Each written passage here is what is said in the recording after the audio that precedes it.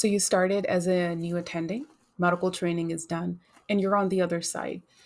And you're excited in the start because I'm done with training. I can finally relax. I can finally have the life that I want, except you hate your job. You hate it and you don't like your schedule. You don't have time for self care. You are constantly either being gaslit, being bullied to do things. Um, there is no late patient policy. When there are issues, the leadership or the local team that you're working with, they're not really supporting you. So, all in all, it's just not a good fit and you hate it. So, what are you going to do now? And I want to talk about three things that you likely are going to do, which will be very unhelpful, and what to do about that. So, first of all, before I get into these three things, I want to introduce myself. My name is Dr. Amna Shabir. I am a certified wellness and life coach, really focused on helping early career physicians as they transition from medical training into attending hood. So it's really life after medical training, the first 5 to 7 years. That's what I'm passionate about helping my clients with, my physician clients. And I do that via coaching. I also want that coaching to be accessible for you. So it is CME funds eligible. And this is why am I doing this? My journey is driven by my own personal experiences. And that's why I want to help you because I burned out massively after residency when I started as a new attending. And I wish no one has to go through that for them. So I really want you to feel supported. And that's what I have worked with many of my clients on that are early career physicians. And right now I'm focusing on creating resources that are free and also the opportunity to coach one on one and go in depth with this. So, coming back to the three mistakes that I don't want you to make and how you can strategize and be in a better position. And the first thing before going into that is recognition that if you don't feel good, that if you feel that this is not a good fit for you in terms of the job, in terms of a lifestyle, that's okay. There's nothing wrong with you. There's nothing inherently wrong with making a best decision, starting a job, and then not liking it. And I know that I'm calling it job and I'm calling it work because that's what it is at the end of the day. Even if you are running your own practice, you can pivot. At the end of the day, it is still a job that you're doing. And sometimes we forget that as physicians, we're so emotionally invested in the work that we forget what it really is at the end of the day. And especially if you are working in a hospital system, a larger group, you're doing a job. And it's okay to not like your job. That does not mean there is something inherently wrong with you. You are okay. So, the three mistakes that I would not want you to make, which are very common, and I made some of these mistakes, maybe all three of these, and I wish I could go back in time and not make them. The first is waiting and doing nothing, just wait. So, I told myself when I started my job and I didn't feel good, it was not a match. Um, I really wanted to do something different for my patients. I didn't feel supported. I was a primary care physician at that time. There was a big mismatch. So I said, let's wait. And I waited for almost 4 years. And so don't do that. Waiting and doing nothing is not going to change anything.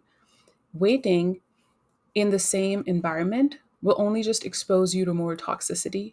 It's just going to expose you and subsequently make things worse for your mental health, make things worse for your future, for your career. So, number one, don't wait and do nothing.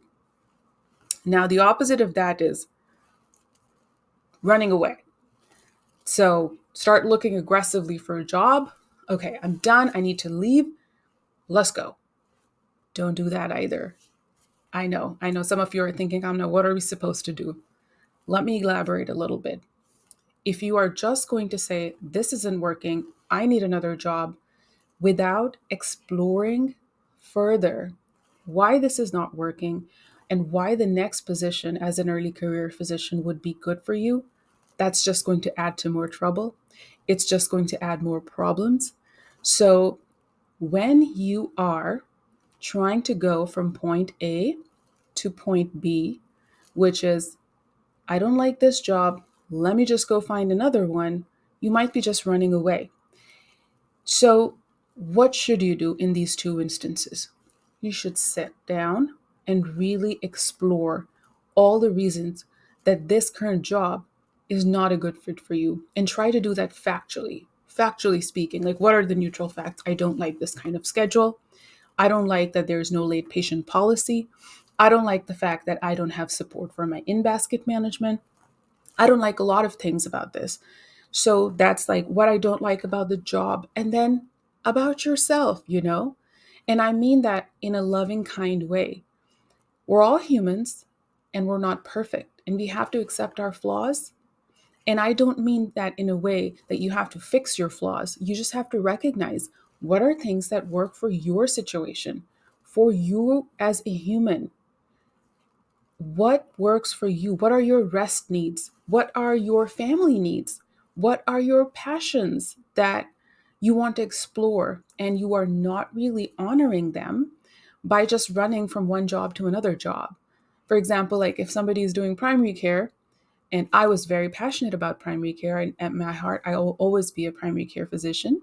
Now I'm a geriatrician and I work part time in that, and the rest of the time I help my coaching clients.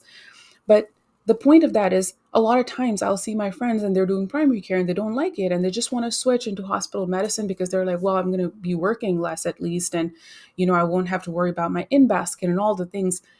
But they find themselves still unhappy because they didn't go in depth and recognize what they wanted from their life. And so don't just run from point A to point B and take all your problems that you haven't really sorted out.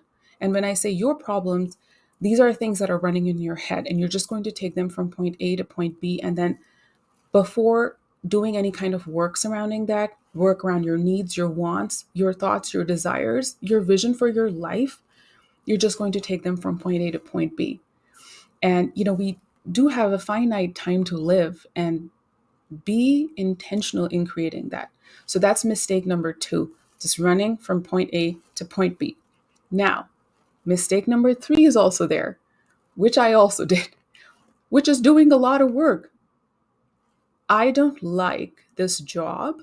So, ergo, sometimes what we do is, and this is where perfectionism, all your I'm a do gooder comes in, where you just start taking on more roles and more responsibilities that don't have any allotted time, that are not specific,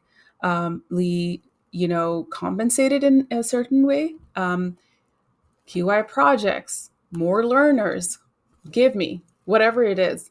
And somewhere in these projects, maybe I will find my worth, I will find my happiness. What ends up happening is you're not going to find it there. And if a place does not appreciate you for who you are in the start, by doing more, it's very hard that they're still going to appreciate you. And why are you taking these projects on if you have not done any work surrounding that? What's going to end up happening is you'll just burn out. You're going to burn out. And you might be wondering, like, Amna, you're saying it with such certainty. I'm saying it with such certainty because there's data behind it. There are studies that have been done and show that on average, 42% of the time you have in the day needs to be invested in rest. That is about 10 hours every day. And when I say rest, that includes sleep, that includes caring for your physical needs such as exercise, and just the time when you're not really thinking about anything else.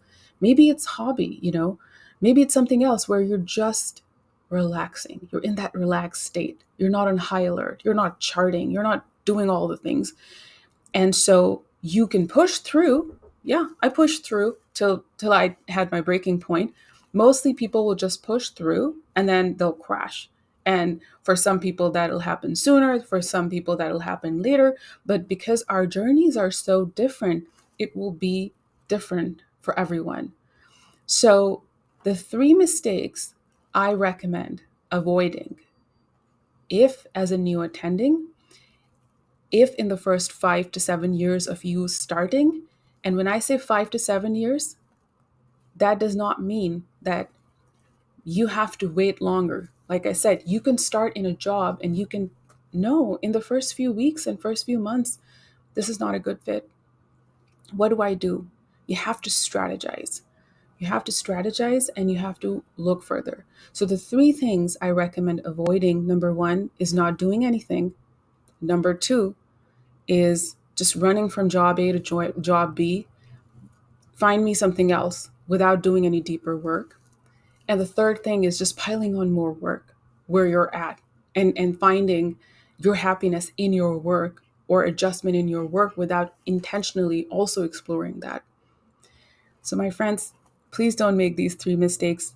As part of the Early Career Physicians Institute, we have the Physician Wellbeing Q&A series where I invite different experts to come every month and talk about different topics, such as in the past, we've had two attorneys talk about legal implications that early career physicians have as they start their careers, questions that they might have, and then just creative solutions to physician well-being, like real estate investing. And we're having another one on finance pearls for early career physicians and more. So if you want to come and join these meetings, it would be wonderful. And they're recorded, replays are sent out, but there's also just a great opportunity to submit questions, get them answered.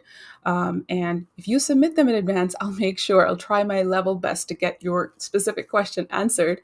And you can even see it in the replays. So I just doing all this to generate support and community for new attendings.